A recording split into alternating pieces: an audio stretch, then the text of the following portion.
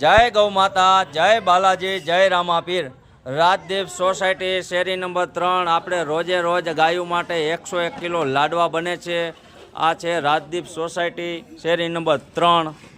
આજે તારીખ છે 10/8/2026 ને સોમવાર। 50 કિલો ભેડકું હતું રામ પરોસે।